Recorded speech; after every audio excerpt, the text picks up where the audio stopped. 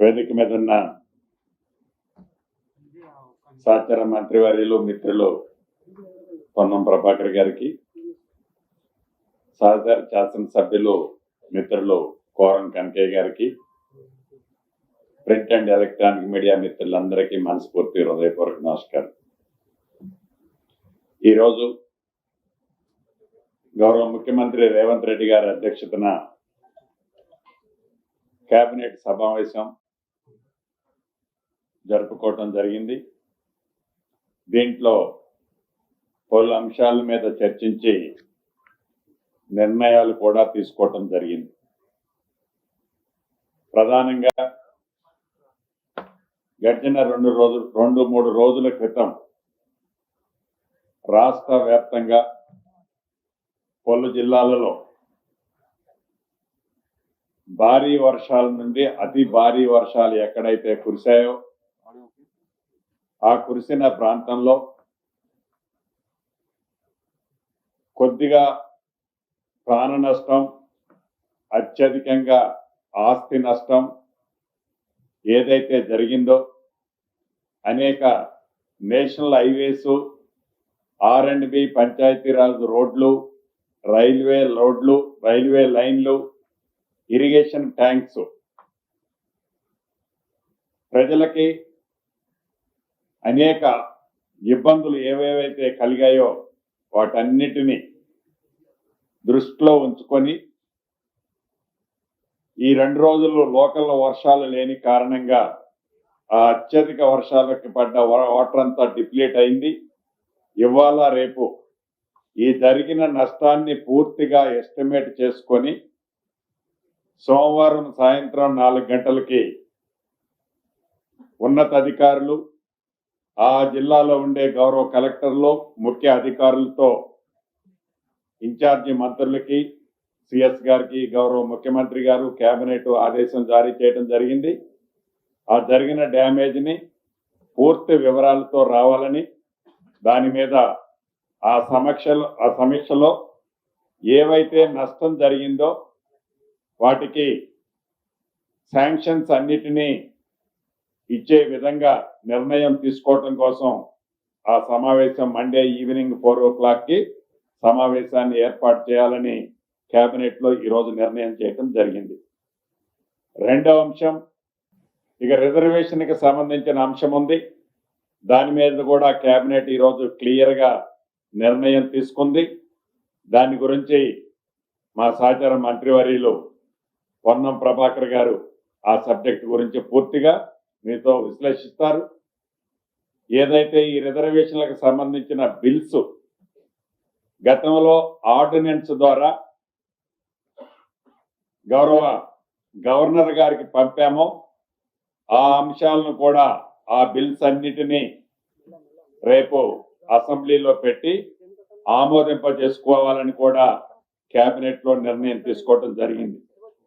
ప్రధానంగా తెలంగాణ రాష్ట్రం ఏర్పడిన తర్వాత ఈ గోశాలలకు సంబంధించిన అంశంలో ఈ గోశాల సంక్షేమ బోర్డుకు ఒక బోర్డుని కాన్స్టిట్యూట్ చేయాలని, ఏవైతే పేరుకు అనేక గోశాలలో వందల సంఖ్యలో ఉన్నా ఆ గోశాలలో ఆ గోవులు పడుతున్న ఇబ్బందులు, వాటి పరిస్థితిని ప్రత్యక్షంగా చూసిన ఈ ప్రభుత్వం ఈ గోశాల మీద గతంలో ఒకసారి కేబినెట్ లో విధి విధానాలు నిర్ణయించుకొని ఈరోజు క్లారిటీగా దీనికి సంబంధించిన బోర్డు ఇతరత్ర దీనికి ఫండ్స్ ఏ రకంగా రేట్ చేయాలి, సిఎస్ఆర్ నుంచి ఎలా చేయాలి, ఏం చేయాలన్నది పూర్తి విధి విధానాలతో ఈరోజు కేబినెట్ దానికి సంబంధించిన అంశాన్ని కూడా క్లియర్ చేసుకోవటం జరిగింది.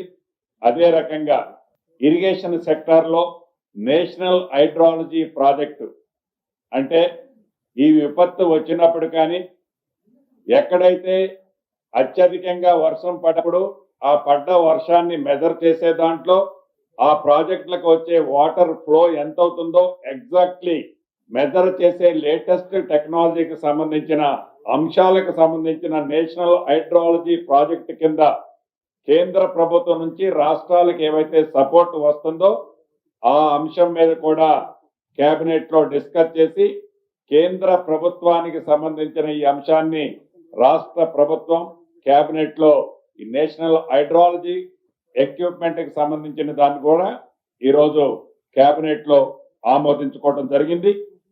అదే రకంగా 2022-23 ఆనాడు రబీ సీజన్ కి సంబంధించిన ధాన్యాన్ని సేకరించిన ధాన్యాన్ని ఆనాటి ప్రభుత్వంలోనే టెండర్లు పిలిచి ఆ పిలిచిన టెండర్లని కొన్ని ఉద్దేశపూర్వకంగా డ్రాగాన్ చేసుకుంటూ వస్తూ 2023 డిసెంబర్ 7వ తారీఖు నాడు ఈ ప్రభుత్వం ఏర్పడిన తర్వాత దాని మీద ఒక పాలసీ డెసిషన్ తీసుకొని టెండర్లు ఫైనలైజేషన్ చేసిన తర్వాత ఏదైతే ధాన్యం మిల్లర్ల దగ్గర సైజబుల్ క్వాంటిటీ టన్స్ లో ఉందో ఆ ధాన్యాన్ని టెండర్ సిస్టమ్ లో డిస్పోజల్ చేసిన తర్వాత కూడా ఆ టెండర్ ఫ్రూట్ఫుల్ అవ్వలేదు.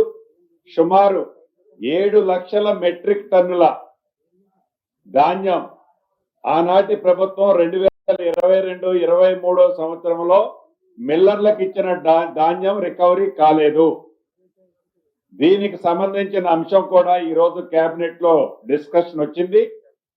ఏ ధాన్యం అయితే మిల్లర్ల దగ్గర నుంచి 2022-23 సంవత్సరంలో ఇచ్చిన ధాన్యం రికవరీ కాలేదో ఆ ధాన్యానికి సంబంధించి న్యాయపరమైన అంశాలు క్షుణ్ణంగా పరిశీలించి ఆ ధాన్యాన్ని ఆ మిల్లర్ల దగ్గరే ఏదైతే టెండర్ వేసినప్పుడు వచ్చిన బిడ్ రేట్ ఉందో అది దొడ్డు ధాన్యానికి ఒక రకం, ఫైన్ ధాన్యానికి ఒక రకం బిడ్ ఏదైతే వచ్చిందో ఆ బిడ్ ప్రకారం ఆ మిల్లర్ల దగ్గర రికవరీ చేసే విధంగా ఎవరైనా మిల్లర్లో పేమెంట్ చేయకపోతే వారి మీద అవసరమైతే చట్టపరంగా పీడీ యాక్ట్ పెట్టడానికి కూడా ఈ ప్రభుత్వం వెనకడుగు వేయొద్దని కేబినెట్ లో నిర్ణయించి దీనికి సంబంధించిన పూర్తి వివరాలు న్యాయపరమైన అంశాలు ఇతరత్ర కూడా మొబిలైజేషన్ కేబినెట్ సబ్ కమిటీ ఏవైతే ఉందో వారిని నిర్ణయం తీసుకునే అధికారాన్ని కేబినెట్ లో ఈరోజు ఇవ్వటం జరిగింది. అదే రకంగా రాష్ట్రంలో మత్స్య సహకార సంఘాలు ఉన్నాయి. వాటిది ఈ సహకార సంఘాలకు సంబంధించిన ఎలక్షన్స్ లేట్ అవుతున్నాయి. దీనికి సంబంధించిన దాంట్లో పర్సనల్ ఇన్ఛార్జీలని మత్స్య సహకార సంఘాలకు సంబంధించిన సంఘాలకు పర్సనల్ ఇన్ఛార్జీలని నియమించడానికి కేబినెట్ ఈ రోజు ఆమోదం తెలిపింది. ప్రస్తుతం సంఘంలో ఉన్న సభ్యులుగా ఉన్న వారిని పర్సనల్ ఇన్ఛార్జీలుగా ప్రభుత్వం నామినేట్ చేయాలని కూడా రాష్ట్ర కేబినెట్ నిర్ణయించడం జరిగింది. చివరగా గవర్నర్ కోటాలో నియమించే శాసన మండలి సభ్యులుగా ఒకటి ప్రొఫెసర్ కోదండరామ్ గారిని, రెండవది మహమ్మద్ అజరుద్దీ గారిని 2 పేర్లని కేబినెట్ ఆమోదించడం జరిగింది.